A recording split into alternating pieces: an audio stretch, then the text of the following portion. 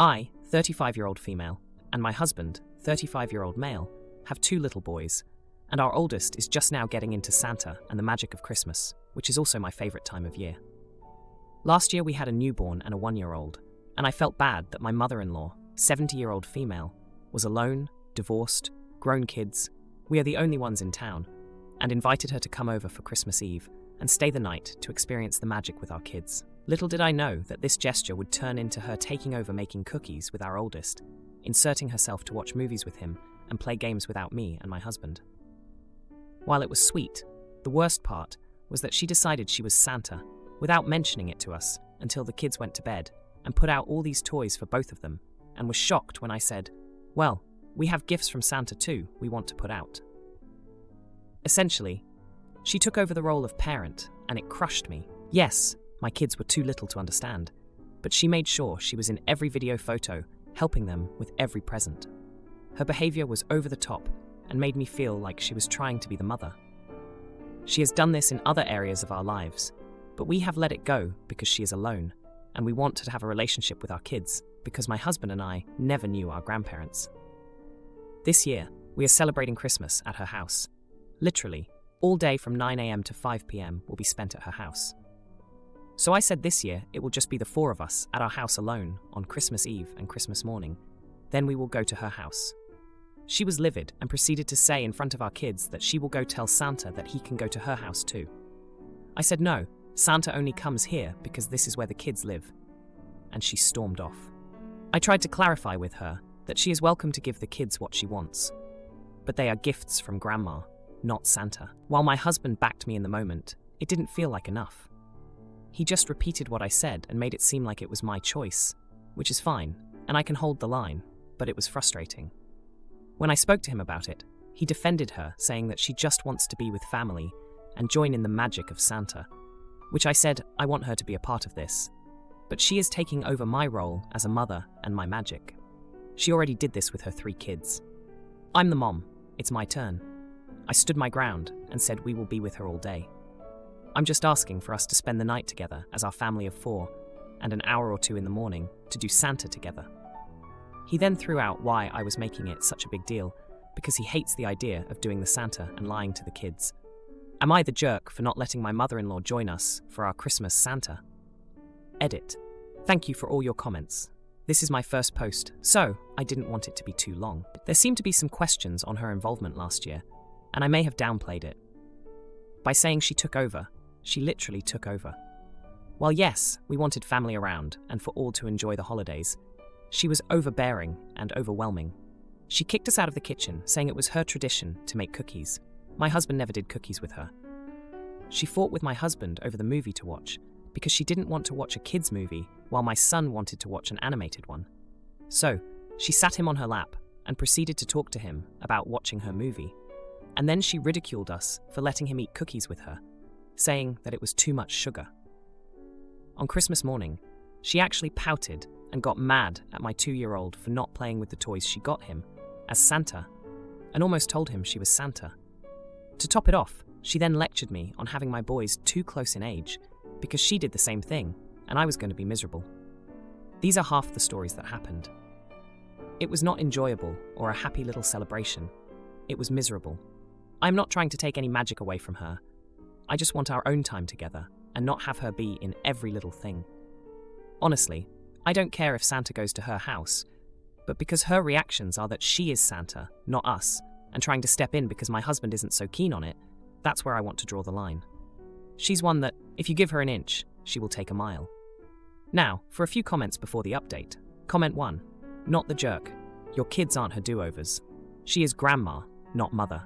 She can experience the magic without excluding you from all of the holiday activities. Did she at least clean up after herself, or was that left to you to deal with? Mine's famous for this move. Comment 2. Not the idiot. Your mother-in-law had her Christmas with her children. It's your turn now. I don't understand why some MILs are so selfish. You being there all day on Christmas is already being too giving. You're better than me, that's for sure. Now, for the update. Hey everyone, it's been a week since I last posted about the Santa situation with my mother-in-law, and oh boy, do I have an update for you all. So after the initial blow-up, things seemed to calm down a bit. My husband and I had a long talk, and he finally understood where I was coming from. He agreed that we needed to set boundaries with his mom. We decided to stick to our plan of having Christmas morning at our house, just the four of us, before heading over to her place. But then, 2 days before Christmas, my mother-in-law called. She was crying, saying she felt excluded, and that all she wanted was to make Christmas special for her grandkids. My husband, bless his heart, is a sucker for tears. He suggested maybe we could compromise and let her come over early Christmas morning, after we'd done our Santa bit. I was hesitant, but I didn't want to be the bad guy, so I agreed. Christmas Eve came, and we had a lovely time with the boys. They were so excited for Santa, and it was truly magical to watch their faces light up. We put out cookies and milk and tucked them into bed with stories of reindeer and elves. The next morning, we were up at the crack of dawn, and the boys were ecstatic with their gifts from Santa. We had just settled down with hot chocolate when there was a knock at the door. It was my mother-in-law, an hour earlier than we'd agreed. She came in with this huge sack of presents, insisting they were from Santa, who had made a special stop at her house because she was feeling lonely. I was floored. My husband was caught off guard too, but he didn't say anything. The boys, of course, were thrilled with more gifts, but I could feel that familiar frustration boiling up inside me. She had once again overstepped, and this time it was in our own home. The rest of the day was a blur. We went to her house as planned, and she had gone all out. The place was like a winter wonderland, and she had even hired someone to dress up as Santa. The kids were having the time of their lives, but I couldn't shake the feeling of being sidelined in my own family. Then, in the midst of the festivities, my mother-in-law pulled me aside. She apologized for coming over early and for bringing more Santa gifts. She said she realized she had been trying to relive her days as a mother, and that it wasn't fair to me. I was taken aback by her self-awareness, and a part of me felt for her. She was just trying to find her place in our family dynamic. We had a heart-to-heart, and I told her I appreciated her efforts, but that it was important for my husband and me to create our own traditions with our boys. She nodded, and I could see the sadness in her eyes. It was a bittersweet moment, realizing that while she had overstepped, her intentions were rooted in love and a desire to be close to us. The day ended with my mother-in-law giving the boys one last gift each, this time clearly labeled from Grandma. The boys hugged her, and I could see the joy it brought her. It was a reminder that family is complicated, and while boundaries are necessary, so is compassion. As we drove home, the boys asleep in the back seat clutching their new toys, my husband took my hand. He squeezed it and said, "We'll figure this out together." And I believed him. Now, for the next story. My brother has 6 kids. 4 of them are from his first marriage to Jane. Jane passed away when their kids were 7, 6, 4, and 2. Within months of Jane's passing, my brother married Dawn. There was no affair. My brother threw himself into finding another wife and mom for the kids right after Jane's funeral, and Dawn was the second person he met who he considered. The first things went sour after 2 dates. Dawn was in a difficult place when she met my brother. She was out of a marriage after struggling to have kids and was facing the fact that she would never be a mother. My brother having 4 young children who lost their mother was an ideal thing for her, and she said as much to me back in the day. Later, they did have 2 children together. So the relationship my 4 older nieces and nephews have with Dawn is very different. The oldest 2 are not super fond of her and do not look at her as their mother. But the middle 2 children do. All they know is Dawn as their mom, and they adore her. They do not understand their older siblings prioritizing Jane's memory over Dawn. It has been argued over many times. Dawn is also legally the mom of the middle 2 now because she adopted them. The oldest 2 are now older, both in college, while the middle and younger kids are still at home. The middle 2 kids have been on their older siblings' cases a lot about treating Dawn like their mom because she's here and has been their mom longer than Jane was. The older 2 told them they don't care about Dawn. The middle 2 kids told them they'll be left out more over time if they keep it up, and to remember how they often excluded themselves from stuff and how left out they must have felt. The older 2 told them they never felt left out in a negative way. They never wanted to be included in Mother's Day portraits with Dawn or to be part of her family traditions. Last week, I had the middle kids. They told me they wanted to do something special for Dawn for Christmas and wanted the older 2 involved, but they said no. And it turned into a fight between them, with the middle kids texting the older ones constantly saying, "Dawn deserves better," and why are they so upset at the idea of having 2 moms? and loving both Jane and Dawn. I asked them about what their siblings normally say, and they told me their siblings claim not to care, but it's not possible. This is where the parental talk came in, and I explained that their older siblings have different experiences from them, and to believe them when they say they do not mind if they are left out. I said I understand they love Dawn and feel like defending her, but the older two probably feel the same about Jane. The kids took it badly and said Dawn deserves better, and how the older two upset her all the time when they act like she's not their mom too. When they told my brother and Dawn, both said I stepped over the line from uncle to parent, and it was not my place to have such a parental talk with the kids. Am I the idiot? Now, for a few comments before the update. Comment 1. Not the idiot. The truth of the matter is, because your brother was so desperate to not be a single parent, he tried to force his kids to accept Dawn sooner than the older two were ready. Once they finish college and no longer financially need anything from their dad, they will probably cut all 6 of them out. Comment 2. I think all we can say is that I hope you will always be there for the oldest two, as I think they're going to need you. They are probably heartbroken over the way their mom is being airbrushed from history. Now, for the update. Hey everyone, thanks for all the support on my last post. I wanted to give you an update on the family drama that's been unfolding over the past few months. So, after the whole blow-up about the Christmas plans and the parental talk I had with my middle nieces and nephews, things took a turn I didn't expect. My brother and Dawn were pretty upset with me for a while, saying I overstepped my boundaries. But then, something happened that changed everything. A few weeks after our argument, my oldest nephew, who's in college, came home for a surprise visit. He had been thinking a lot about what the middle kids said, and he decided to have a heart-to-heart with Dawn. He told her that while he'll always miss his mom, Jane, he appreciates everything Dawn has done for them. It was a moment that left everyone speechless. Dawn was in tears, and my brother was so moved he could barely speak. But that wasn't the end of it. My oldest niece, who's also in college, still wasn't on board. She felt like her brother was betraying their mom's memory by getting closer to Dawn. It caused a huge rift between the siblings, and the house was like a battlefield whenever the topic came up. Meanwhile, the middle kids were caught in the crossfire. They just wanted a happy family, and they couldn't understand why their older siblings couldn't see Dawn as their mom too. They remembered how Dawn would read them bedtime stories and nurse them when they were sick, just like Jane used to do for the older kids. They couldn't grasp why their older siblings wouldn't accept her. The turning point came when my youngest niece, one of the middle kids, had a school event. She was starring in a play, and she wanted everyone to be there, including the older siblings. The older two were hesitant, but they showed up for their sister's sake. After the play, Dawn approached them and thanked them for coming. She said she knew they had their differences, but she was grateful for their support. That's when my oldest niece broke down. She admitted that she was scared of forgetting her mom, Jane, and that accepting Dawn felt like a betrayal. Dawn hugged her and told her that she never wanted to replace Jane, but she loved them all as her own. It was a raw, emotional moment that none of us expected. After that night, things started to shift. The older siblings began to include Dawn more, and the middle kids were over the moon. They started planning family dinners and outings together, trying to bridge the gap between the past and the present. But it wasn't all smooth sailing. There were still arguments and tears, especially when it came to family traditions that Jane had started. The older kids wanted to keep those alive, while the middle kids wanted to create new ones with Dawn. It was a delicate balancing act, and my brother was stuck in the middle, trying to honor both his late wife and his current wife. In the end, they reached a compromise. They decided to keep some of Jane's traditions, like her special pancake recipe on Sundays, but also start new ones with Dawn, like a yearly beach trip. It wasn't perfect, but it was a start.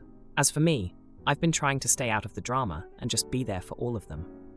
I've had my own talks with Dawn, apologizing for overstepping and explaining that I just wanted to help. She understood and thanked me for caring so much about the kids. Now, for the next story. My mom was a single mom to me until I, 28-year-old male, was 7. She then met my stepdad Joe and married him.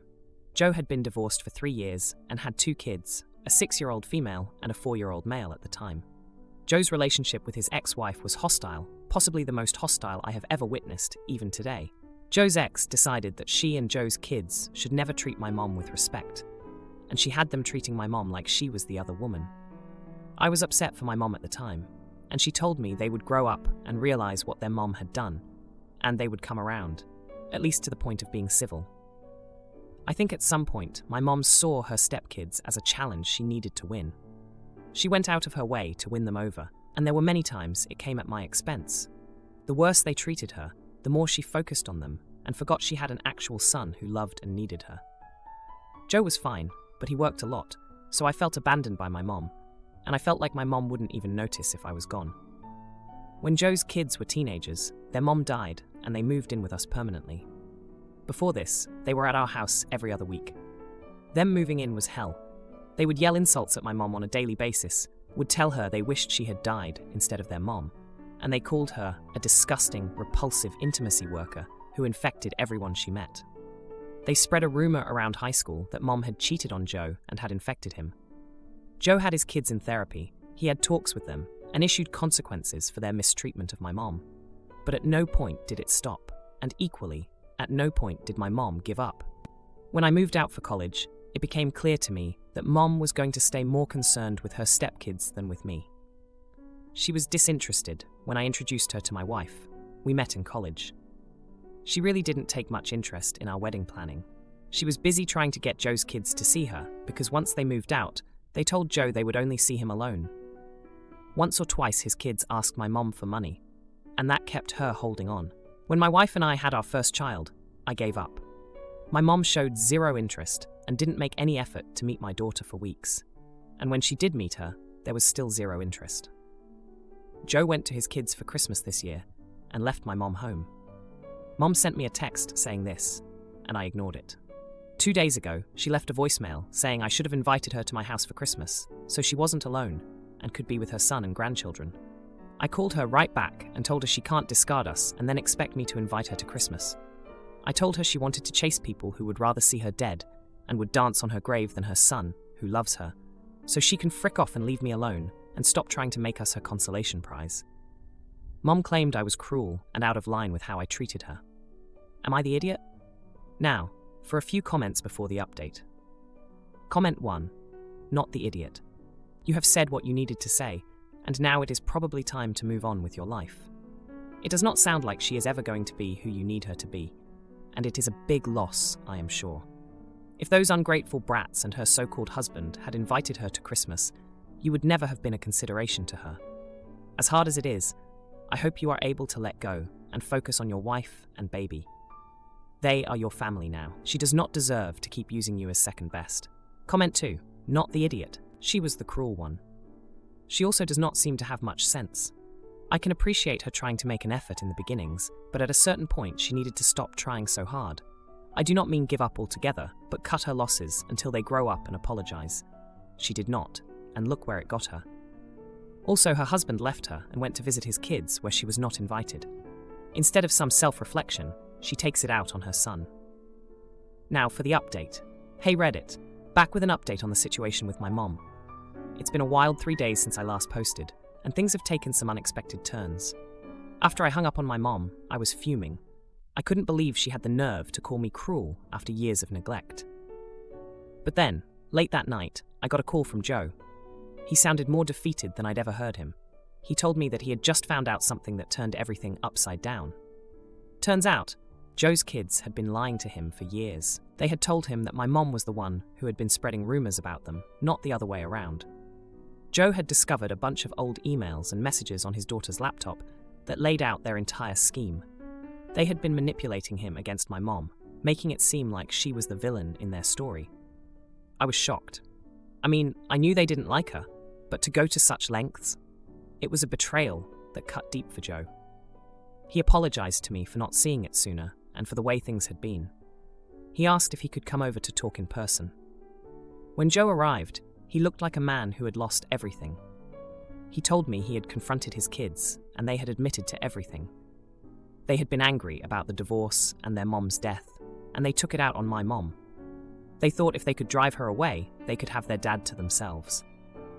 Joe was in tears, saying he didn't know what to do. He felt like he had failed my mom and me. I didn't know what to say. I was still processing the fact that my step-siblings had been the ones causing all this pain. The next day, my mom showed up at my door. She had heard from Joe about the betrayal, and she was a mess. She said she had spent years trying to win over kids who had been actively working against her. She felt foolish and heartbroken. We sat down and had a long talk. She admitted that she had been so focused on trying to make things right with Joe's kids that she had neglected our relationship. She said she realized now that she had been chasing the affection of kids who would never love her, while ignoring the son who always had. It was a tough conversation. I told her how her actions had hurt me, how I felt like I had been pushed aside for kids who didn't even want her in their lives. She listened, and for the first time in a long time, I felt like she really heard me. We didn't solve everything in one afternoon, but it was a start. She promised to try to make things right, to be a better mom and grandmother. I was cautious, but I could see the regret in her eyes. Then, just when I thought things couldn't get any more dramatic, Joe's kids showed up. They had found out that Joe had told my mom everything, and they were furious. They started yelling, accusing my mom of turning Joe against them. It was chaos.